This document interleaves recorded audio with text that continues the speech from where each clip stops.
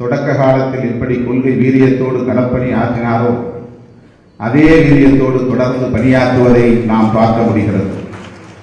அதற்கு அருமையான ஒரு சான்று ஐஐடி நிறுவனத்தில் அம்பேத்கர் பெரியார் பெயரில் இயங்கிய மாணவர் அமைப்புக்கு தடை விதித்தவுடன் மிக கடுமையான கண்டன குரலை எழுப்பியவர் தலைவர் கலைஞர் அவர்கள். பல பேர் வாய்மூடி மௌனித்து கிடக்கிற போது உடனடியாக எதிர்வினையாற்றக்கூடிய ஆற்றல் வாய்ந்த தலைவராக 14 வயதில் பொது வாழ்வுக்கு வந்தபோது எத்தகைய வீரியத்தோடு கொள்கை வீரியத்தோடு பெரியாரிய கொள்கையில் கொண்ட ஈடுபாட்டோடு களப்பணி ஆற்றினாரோ அதே வீரியத்தை ஐஐடி நிறுவன நிகழ்ச்சியில அந்த சம்பவத்திலே காண முடிந்தது. அதனால் இன்றைக்கு சென்னை ஐஐடி நிறுவனம் பணிந்திருக்கிறது. தாம் விதித்த தடையை திரும்ப பெற்றிருக்கிறது. தலைவர் கலைஞர் இருக்கிற காலத்திலேயே அம்பேத்கர் பெரியார் பெயரில் இயங்குகிற ஒரு மாணவர் அமைப்புக்கு தடை விதிக்கப்படுகிறது என்று சொன்னால் கலைஞருக்கு பிறகு கற்பனை கூட செய்து பார்க்க முடியவில்லை. இதையெல்லாம் உடனுக்குடன் கண்டிக்கிற ஆற்றல் வாய்ந்த ஒரு தலைவராக தலைவர் கலைஞர் அவர்கள் விளங்குகிறார். நேற்று வாட்ஸ்அப்பிலே ஒரு படம், அந்த படத்தை பார்த்ததிலிருந்து நெஞ்சு பதறுகிறது. நம்மையெல்லாம் மனிதர்களாய் தலைமுறை வைத்த பகுத்தறிவு பகலவன் தந்தை பெரியாருடைய படத்தை வைத்து யாரோ ஒரு சிறுவன் அல்லது ஒரு அயோக்கியர் அந்த படத்தின் முகத்திலே சிறுநீர் பாய்ச்சுகிறார், அவமதிக்கிறார். இந்த மண்ணில் பிற்படுத்தப்பட்டவர்களும் மிகவும் பிற்படுத்தப்பட்டவர்களும் ஒடுக்கப்பட்டவர்களும் தன்மானத்தோடு தலைநிமிர்ந்து வாழ்வதற்கு தம் வாழ்வை 94 வயது வரையில் அர்ப்பணித்துக் கொண்ட ஒரு மகத்தான தலைவர் பகுத்தறிவு பகலவன் தந்தை பெரியார் அவர்கள் அவருடைய படத்தை அவமதிக்கிற நிலை இந்த மண்ணில் நீடிக்கிறது.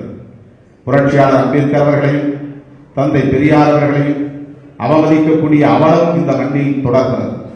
இப்படிப்பட்ட நிலையில இதையெல்லாம் கண்டிப்பதற்கும் கண்டித்து குரல் எழுப்புவதற்கும் இன்றைக்கு நெஞ்சுரமுள்ள தலைவராக தலைவர் கலைஞர் அவர்கள் விளங்குகிறார்.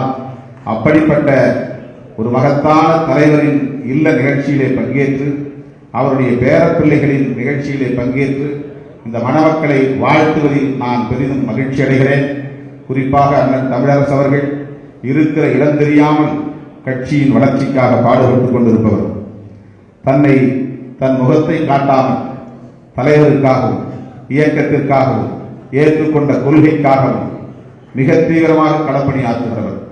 சேப்பாக்கத்திலே தலைவர் கலைஞர் அவர்கள் வேட்பாளராக போட்டியிட்ட போது வீடு வந்து தேடி வந்து என்னை பார்த்து தலைவர் கலைஞருக்கு ஆதரவாக பிரச்சாரம் செய்ய வேண்டும் என்று அவர் கேட்டபோது அவரிடத்திலே இருந்த துடிப்பை நான் பார்த்தேன், அவருடைய தீவிரத்தை நான் கண்டேன், அவருடைய ஈடுபாட்டை நான் உணர்ந்தேன்.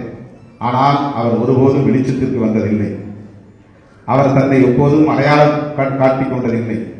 அப்படி இந்த இயக்கத்திற்கு அவருடைய பங்களிப்பு மகத்தானது என்பதை நாம் மறந்துவிட முடியாது, மறுத்துவிட முடியாது.